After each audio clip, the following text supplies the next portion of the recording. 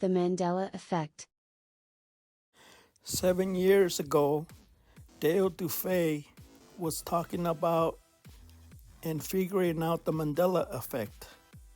And 7 years later, most of the Mandela Effect channels, including Stavely, are still stuck on changes. According to Dale Dufay's theory, nothing is changing. I believe this is the walk and talk number 8.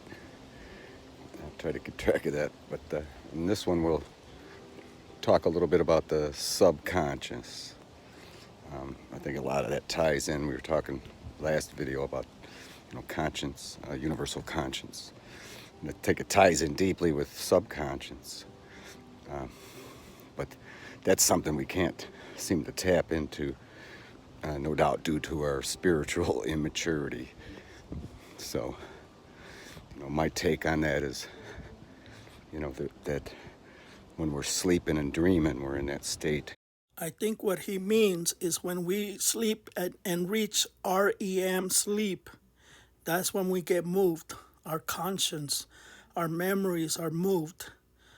And someone made a comment on my videos that they think we get shifted every night. That could be possible. Who knows? The Mandela Effect is it's a riddle. Like, I noticed in reoccurring dreams, they seem like real simple while you're dreaming, and dreaming that thing over and over. It seems like a real simple, mundane thing, while you're dreaming it over and over, and try to keep note of it, and mundane, and okay.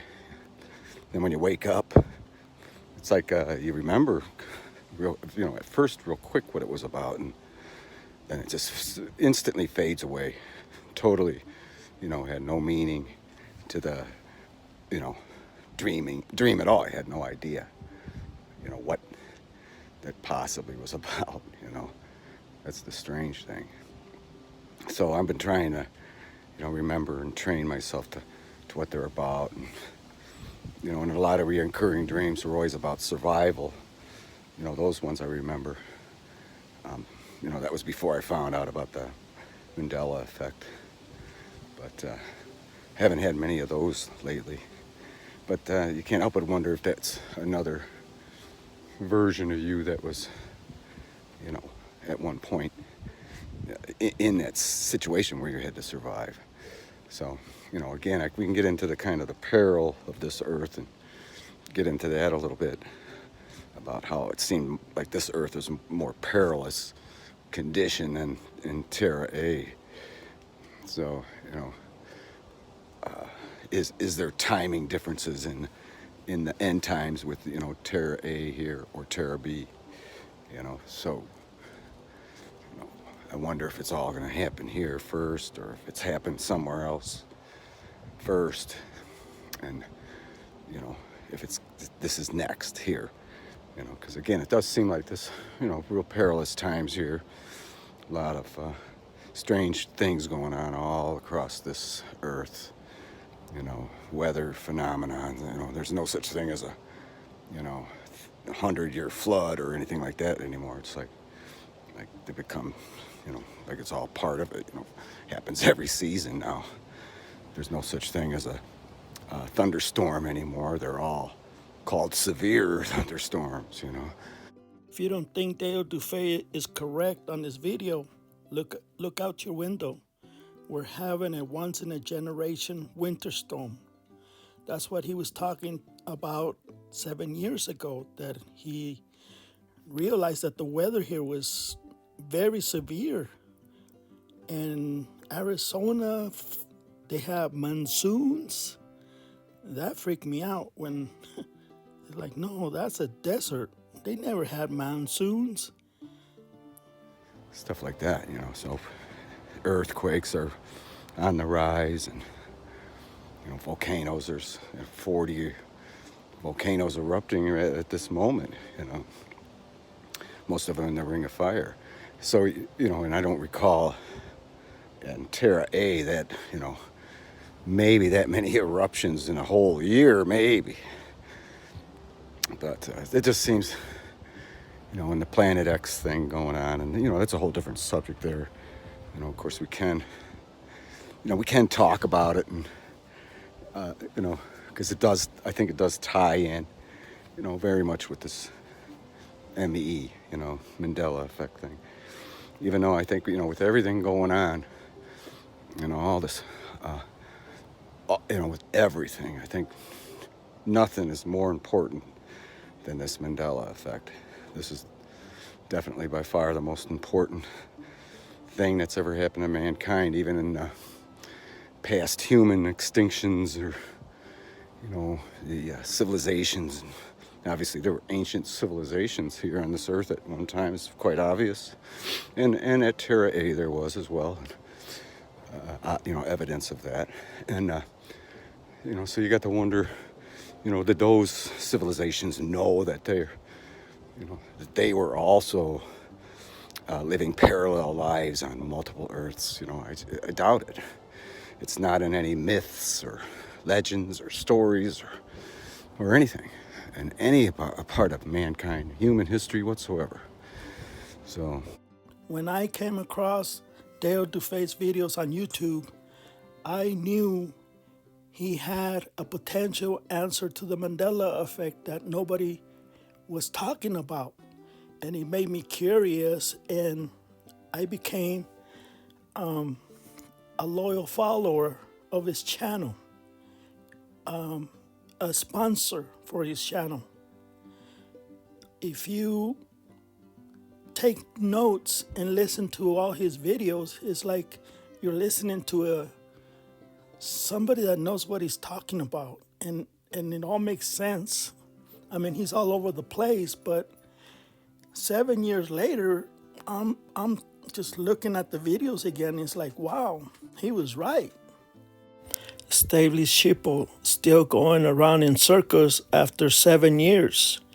They can't get away from the changes. I think they're just wasting their time, and they need to see the big picture,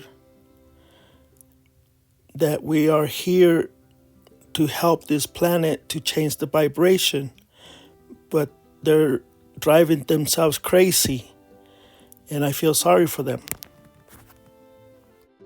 Stavely, he's brainwashing his cheapo, his followers. Same thing with EYA. They're misinforming the Mandela effect people, and I feel sorry for them because they have no hope. They've been brainwashed for 7 years. So please listen to Dale DeFay's videos and save yourselves. That fact alone, there's always been wars and famines, weather phenomena. This Planet X system has been through here before. There's evidence of that.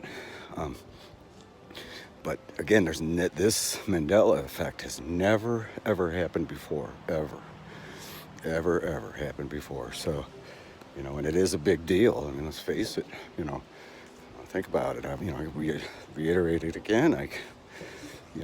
My theory is firm, that we all live parallel lives on multiple Earths. And the Earths are real and literal, and I mentioned that before, but the point I want to make real clear over again is the two I'm familiar with are very unusually similar. Everything is unusually similar, but different. He also discovered that our soul is splintered in billions of pieces. So, and I have heard of other Earths. In fact, I just saw something about the flag. I recalled there's Mandela affected people out there who, their Earth, the United States, had 52 states and 52 stars on the flag. And if you are wondering why everybody in the chat rooms are posting different answers to the same question, is because we all come from different Earths. We were sent here to Orion to help, and everybody has a different answer to the flag. I came from a 52 states Earth. Alaska was 50, Hawaii was 51, and Puerto Rico was 52. That's what I remember. But if you ask other people, you're going to get different numbers. That means they all came from different Earths. And that's the proof we determined that there was multiverses and different Earths. This Earth only has 50 stars, 50 states. And to me, that's not correct. So I must be in a different Earth. And conversely, some that had 48 only. So there are definitely differences. It's very interesting. And again, it doesn't seem to change any ultimate outcome. Which is planned for us. I think this thing's got to play out, and get into that a little bit.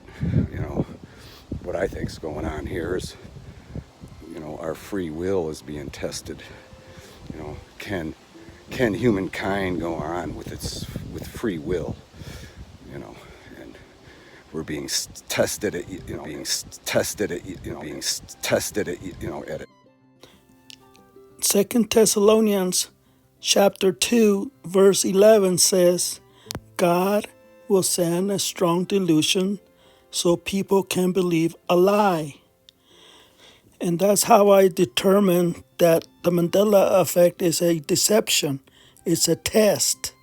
And God is testing your faith and free will. Imperfect state. We're all imperfect.